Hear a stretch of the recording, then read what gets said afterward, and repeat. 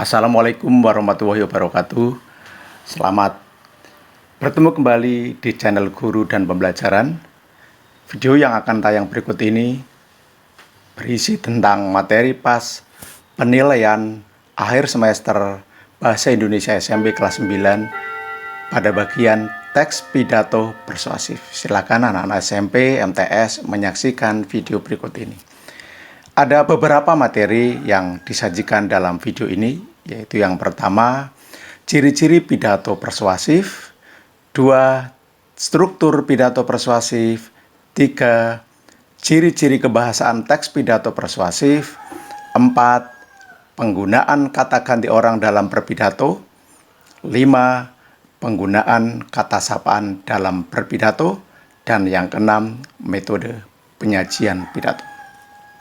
Silakan simak baik-baik, jangan lupa like, share, dan subscribe yang belum. Mari kita bicarakan satu persatu. Ciri-ciri teks pidato persuasif.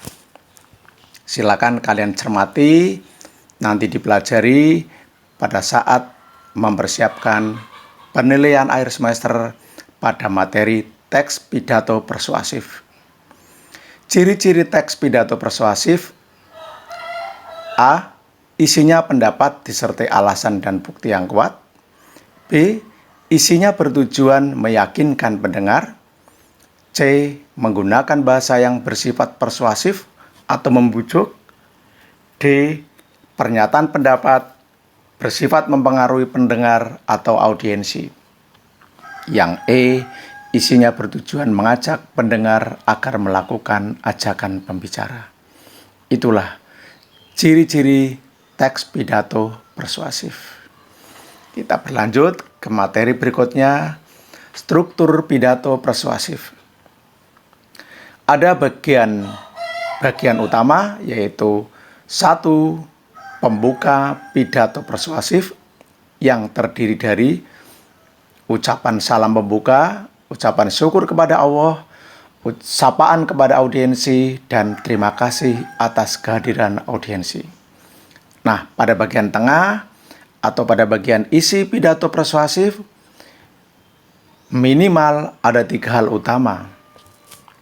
Kalau ditulis, berarti minimal ada 3 paragraf, yaitu tentang pernyataan pendapat, penyampaian argumen, dan ajakan persuasif.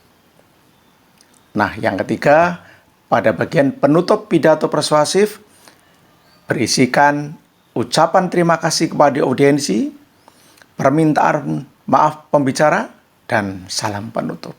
Itulah struktur pidato persuasif. Kita berlanjut ke ciri-ciri kebahasaan teks pidato persuasif. 1. Menggunakan bahasa Indonesia baku.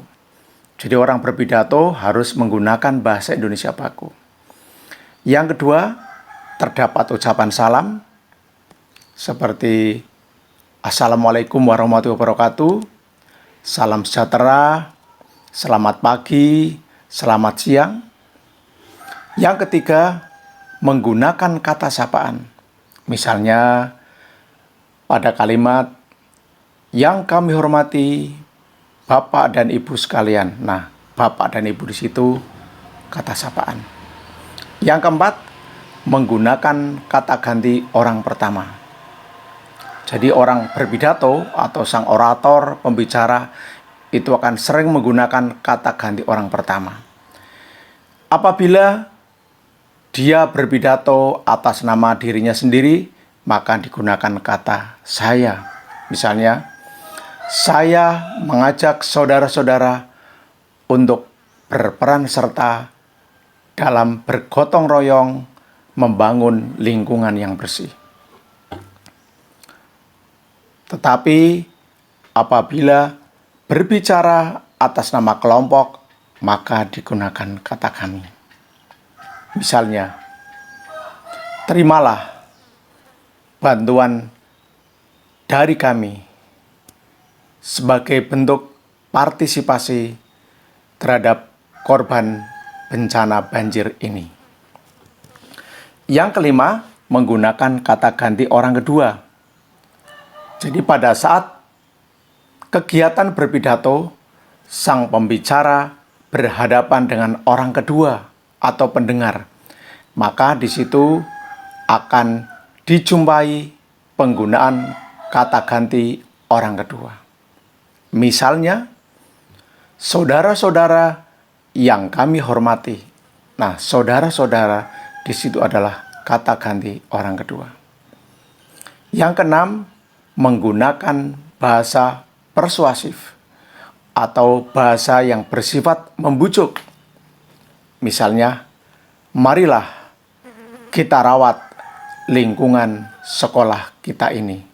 Nah, kata marilah itu merupakan salah satu contoh dari penggunaan bahasa persuasif. Yang ketujuh, menggunakan kalimat aktif. Misalnya, saya mengajak saudara-saudara untuk menjaga lingkungan sekolah tetap bersih. Demikianlah ciri-ciri kebahasan teks pidato persuasif. Saya lanjutkan materi berikutnya anak-anakku, yaitu penggunaan kata ganti orang dalam berpidato. Ada dua, yaitu kata ganti orang pertama. Kalau tunggal, gunakan kata saya. Kalau jamak, gunakan kata kami atau kita. Sedangkan kata ganti orang kedua tunggal, ada saudara, Anda, engkau. Kemudian yang jamak adalah saudara sekalian. Silakan dipelajari. Kalian bisa tonton video sebelumnya tentang kata ganti orang dalam berpidato. Nah, berikutnya tentang kata sapaan. Ada penggunaan kata sapaan dalam berpidato.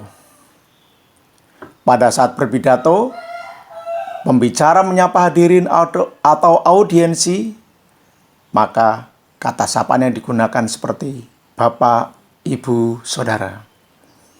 Contoh, Bapak dan Ibu yang saya hormati, selamat datang di sekolah kami pada acara kegiatan bakti sosial ini. Berikutnya, penggunaan kata sapaan. Pada saat berpidato, pembicara menyapa hadirin atau audiensi. Kata sapaan yang dapat digunakan seperti Bapak, Ibu, Saudara, Anda. Misalnya, Bapak dan Ibu yang saya hormati, selamat datang di sekolah kami pada acara kegiatan bakti sosial ini. Nah, dalam bahasa tulis, huruf awal dalam kata sapaan ditulis dengan menggunakan huruf kapital.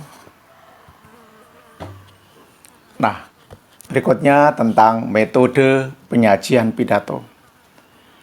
Menurut Goris Craft, ada 4 metode berpidato, yaitu 1. Metode serta-merta, 2. Metode menghafal, 3. Metode membaca naskah, 4.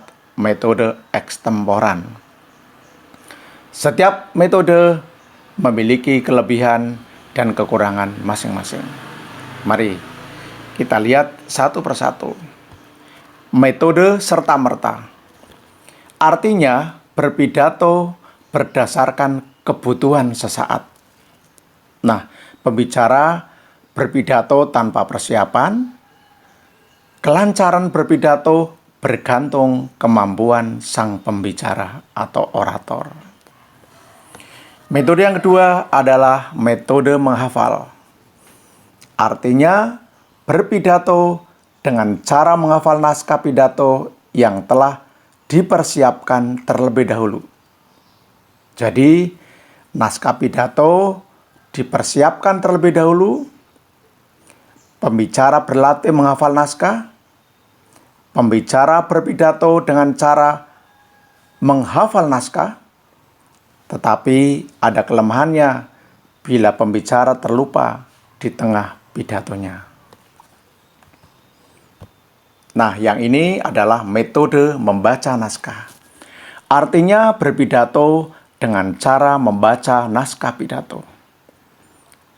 Pembicara harus membaca naskah pidato dengan menerapkan intonasi secara tepat. Pembicara bukan sedang membacakan teks berita. Oleh karena itu, bila pidatonya terlalu lama, akan membosankan. Yang terakhir adalah metode ekstemporan. Metode ini sangat luas, fleksibel. Artinya berpidato dengan berpedoman materi pidato secara garis besar. Pembicara sudah mengetahui topik atau materi pidato yang harus disampaikan. Pembicara membuat rincian topik secara garis besar. Pembicara bisa fleksibel dalam berpidato. Untuk lebih lengkapnya, silakan kalian tonton video sebelumnya, yaitu cara mudah berpidato pada bagian metode berpidato. Selamat belajar, semoga nilai pas kalian nilai yang bagus. Terima kasih. Wassalamualaikum warahmatullahi wabarakatuh.